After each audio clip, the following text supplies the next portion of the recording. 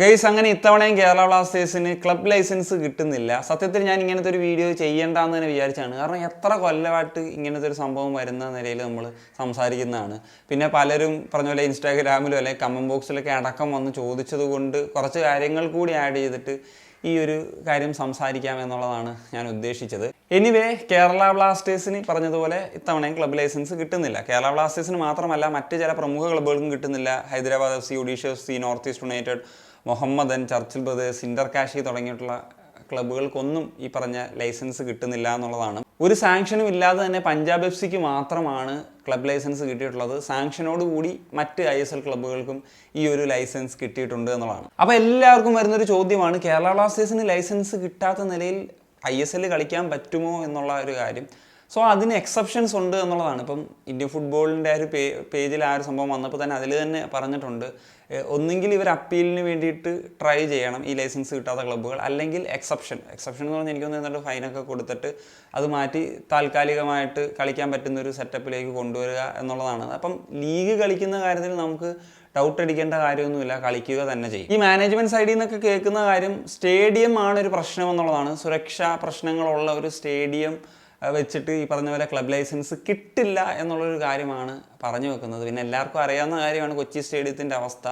അതുകൊണ്ട് തന്നെ ഈ കാര്യത്തിൽ കയറി പറഞ്ഞ മാനേജ്മെൻറ്റ് പിടിച്ചതാണോ എന്നുള്ളറിയത്തില്ല, വേറെ എന്തെങ്കിലും കാരണങ്ങളുണ്ടോ, ഇതൊന്നും നമുക്ക് അറിവില്ലാത്ത കാര്യമാണ്. അല്ലെങ്കിൽ അതുമായിട്ട് ബന്ധപ്പെട്ട ആളുകളോ അങ്ങനെയുള്ളവരെന്തെങ്കിലും റിപ്പോർട്ട് ചെയ്ത് കഴിഞ്ഞാൽ മാത്രമേ പറയാൻ പറ്റുള്ളൂ. ഇപ്പം ഈ ഒരു കാര്യമാണ് പറയുന്നത്. എന്താണെങ്കിലും ക്ലബ് ലൈസൻസ് ഇല്ലാതെ ISL ഒക്കെ വേണമെങ്കിൽ കളിക്കാം. പക്ഷേ AFC ടൂർണമെൻറ്റ്സിൽ കളിക്കണമെങ്കിൽ ഈ പറഞ്ഞ പോലെ ക്ലബ് ലൈസൻസ് വളരെ ആവശ്യമാണ്. പ്രത്യേകിച്ച് സ്റ്റേഡിയത്തിൻ്റെ കേസിലെന്ന് പറഞ്ഞു കഴിഞ്ഞാൽ അത് പെട്ടെന്നൊന്നും ചെയ്യാൻ പറ്റുന്നൊരു കാര്യവുമല്ല എന്നുള്ളതാണ്. ഇപ്പം 2019 എനിക്ക് ഓർമ്മയുണ്ട്, ചെന്നൈയിൻ FCക്ക് AFC കപ്പ് കളിക്കാനുള്ളൊരു അവസരം കിട്ടിയിരുന്നു. ആ സമയത്ത് അവരവരുടെ സ്വന്തം സ്റ്റേഡിയത്തിൽ ഈ പറഞ്ഞ പോലെ ക്രൈറ്റീരിയാസ് ഫുൾഫിൽ ചെയ്യാത്തതുകൊണ്ട് അഹമ്മദാബാദിലാണ് പോയി കളിച്ചത് എന്നുള്ളത് നമ്മൾ കണ്ടിട്ടുള്ളൊരു കാര്യമാണ്. അതുപോലെ നമുക്ക് അങ്ങനത്തെ ഒരു സാഹചര്യം വന്നാൽ, അതായത് കപ്പടിച്ച് കഴിഞ്ഞാലേ ഈ പറഞ്ഞ പോലെ AFC സ്ലോട്ട് കിട്ടത്തുള്ളൂ, നിങ്ങൾ ഹൈപ്പോത്തറ്റിക്കലായിട്ട് മാത്രം ചിന്തിക്കുക, അതല്ലാണ്ട് ഒരുപാട് കടന്നൊന്നും ചിന്തിക്കരുത്. അങ്ങനെ വന്നു കഴിഞ്ഞാൽ കൊച്ചി സ്റ്റേഡിയത്തിൽ കളിക്കാൻ പറ്റില്ല എന്ന് പറയുന്നൊരു സത്യാവസ്ഥ തന്നെയാണ്. കൊച്ചി സ്റ്റേഡിയത്തിൽ മാത്രമല്ല, കേരളത്തിലൊരു സ്റ്റേഡിയത്തിൽ കളിക്കുക എന്ന് പറയുന്നതും ഇച്ചിരി ബുദ്ധിമുട്ടുണ്ട്. ഈ പറഞ്ഞ പോലെ ഈ ക്രൈറ്റീരിയാസ് ഒന്നും ഫുൾഫിൽ ചെയ്യാത്തൊരു സാഹചര്യത്തിൽ, പ്രത്യേകിച്ച് സ്റ്റേഡിയമാണ് പ്രശ്നം എന്നുകൂടിയുള്ള സാഹചര്യത്തിൽ. കേരള ബ്ലാസ്റ്റേഴ്സിന് ഒരു വട്ടവും മറ്റോ ഈ പറഞ്ഞ പോലെ ലൈസൻസ് കിട്ടിയിട്ടുണ്ട്. പക്ഷേ അത് കോവിഡ് ടൈമിലായിരുന്നു. അന്ന് എനിക്ക് തോന്നുന്നു ഈ സ്റ്റേഡിയത്തിൻ്റെ കാര്യങ്ങൾ അതൊരു പ്രശ്നമല്ലായിരുന്നു എന്നുള്ളതാണ് ഞാൻ മനസ്സിലാക്കുന്നത്. പിന്നെ ഗോകുലം കേരള FCയും കേരളത്തിൽ നിന്നുള്ളൊരു ക്ലബ്ബാണല്ലോ, അവർ AFC കപ്പ് കളിച്ചിട്ടുണ്ട്. അപ്പം അതെങ്ങനെയാണെന്ന് വെച്ച് കഴിഞ്ഞാൽ ഈ പറയുന്ന പോലെ കോവിഡ് സിറ്റുവേഷനിലായതുകൊണ്ട് ഒരു സെൻട്രലൈസ്ഡ് വെന്യൂലൊക്കെ ആയിരുന്നു മത്സരങ്ങൾ നടന്നിരുന്നത്. അതുകൊണ്ടായിരിക്കാം അവർക്കും അന്ന് കിട്ടിയിട്ട് ഈ പറഞ്ഞതുപോലെ ടൂർണമെൻറ്റ്സിലൊക്കെ കളിക്കാനായിട്ട് സാധിച്ചത്. പിന്നെ മറ്റൊരു കാര്യം എന്ന് വെച്ച് കഴിഞ്ഞാൽ, ഈ പറഞ്ഞ പോലെ നമുക്കറിയാം എന്തുകൊണ്ട് ഇൻ്റർനാഷണൽ മത്സരങ്ങൾ കൊച്ചിയിലേക്ക് വരുന്നില്ല എന്ന് പറയുന്നതിൻ്റെ ഈ പറഞ്ഞ സുരക്ഷാ പ്രശ്നങ്ങൾ, കടമുറികളുടെ പ്രശ്നങ്ങളൊക്കെ ഉണ്ട് എന്നുള്ളത്. ഈ കടമുറി എന്ന് പറയുന്നത് വലിയ പ്രശ്നം തന്നെയാണ്. ഇപ്പം ഈ അടുത്ത കാലത്ത് അവിടെ അപകടം ഉണ്ടായിട്ടുള്ള കാര്യമൊക്കെ അറിയാലോ.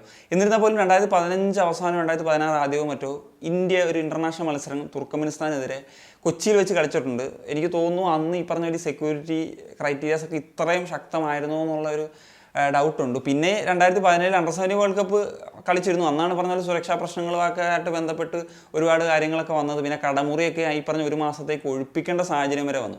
പക്ഷേ അത് എപ്പോഴും നടക്കുന്നൊരു കാര്യമല്ല എന്നുള്ളത് നമുക്കറിയാവുന്ന കാര്യമാണ്. എന്താണെങ്കിലും ഈ പറഞ്ഞ പോലെ 2015 ആ സമയത്തുള്ള ഒരു റൂളല്ല ഈ സ്റ്റേഡിയം ക്രൈറ്റീരിയസിൻ്റെ കാര്യത്തിൽ. അതൊക്കെ ഒരു ചേഞ്ച് സംഭവിച്ചു എന്നുള്ളതാണ് ഞാൻ വിശ്വസിക്കുന്നത്. അങ്ങനെ നമുക്ക് കൺക്ലൂഷനിലേക്ക് വരുവാണെങ്കിൽ പറഞ്ഞ പോലെ ലീഗിൽ കളിക്കുന്നത് കൊണ്ട് യാതൊരു വിധത്തിലുള്ള ഒരു പ്രശ്നവുമില്ല. AFC ടൂർണമെൻറ്റ്സിലൊക്കെ പോകുന്ന സമയത്താണെങ്കിൽ ഈ പറഞ്ഞ പോലെ അതൊരു പ്രശ്നമായിട്ട് മാറും. അല്ലെങ്കിൽ ആ സമയത്ത് നമ്മൾ വേറെ ഔട്ട് ഓഫ് സ്റ്റേറ്റിലൊക്കെ പോയി എന്തെങ്കിലും കളിക്കേണ്ട സാഹചര്യം വരും. ഇതൊക്കെയാണ് ഇതിൻ്റെ ഒരു സംഭവങ്ങളെന്ന് പറയുന്നത്. So that's it guys. അപ്പോൾ ഇങ്ങനത്തെ ഒരു കാര്യം വന്ന സ്ഥിതിക്ക് നിങ്ങളുമായിട്ട് ഈ വിവരങ്ങളൊക്കെ ഒന്ന് ഷെയർ ചെയ്യാൻ ഉദ്ദേശിച്ചു. നിങ്ങളുടെ ഒപ്പീനിയൻസ് എന്താണ് തീർച്ചയായിട്ടും കമ്പോസ് ചെയ്യുക. മറ്റൊരു കാണിക്കും. ഞാൻ സൈനിങ് ഓഫ്.